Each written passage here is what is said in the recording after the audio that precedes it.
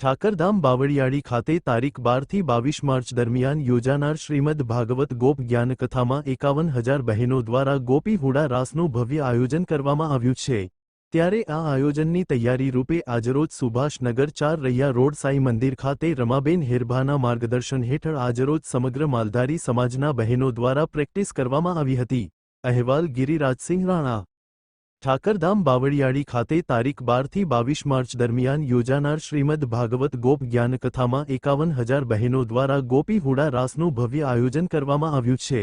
ત્યારે આ આયોજનની તૈયારી રૂપે આજરોજ સુભાષનગર 4 રૈયા રોડ સાઈ મંદિર ખાતે રમાબેન હેરભાના માર્ગદર્શન હેઠળ આજરોજ સમગ્ર માલધારી સમાજના બહેનો દ્વારા પ્રેક્ટિસ કરવામાં આવી હતી। અહેવાલ ગિરિરાજસિંહ રાણા।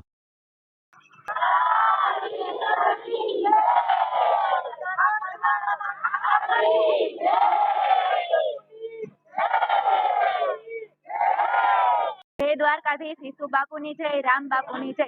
હું હીર ધોળકિયા આજે તમને હુડારાસ વિશે માહિતી જણાવીશ। તેના માટે આજે અમે વૈશાળનગરની બહેનો બધી હુડારાસની પ્રેક્ટિસમાં ભેગી થયેલ છીએ।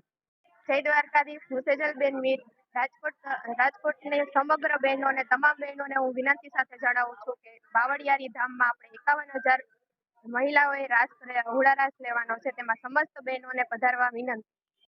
જય દ્વારકાધીશ, મારું નામ દેવિકા ધોળકિયા। અમે 20 તારીખને ગુરુવારે ત્યાં બાવળિયારી ધામમાં બધા સમગ્ર બહેનો 51,000 બહેનો હુડારાસ રચીએ છીએ, મહારાસ રચીએ છીએ। અમે ભરવાડ કુટુંબમાં જન્મ લીધો એ અમારી માટે ગર્વ અનુભવીએ છીએ।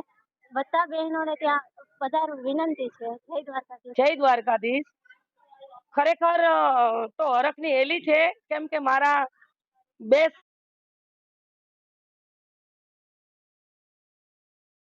આપે છે કે જે આ આયોજન ગોઠવું છે એમાં એમનો બહુ મોટો ફાળો આપેલ છે। અને રમાબેન હેરભા અમારા માલધારી સમાજના અધ્યક્ષ છે, પ્રમુખ પણ છે અને અમારા મંદિરના ટ્રસ્ટી પણ છે। તો એમનો જેટલો આભાર માનીએ એટલો ઓછો છે। રમાબેન અમારું એક ગૌરવ છે સમાજનું, એટલા માટે રમાબેનનો ખૂબ ખૂબ આભાર સાથ સહકાર દેવા માટે। તો બોલો લગા લાખાના ઠાકરની જય।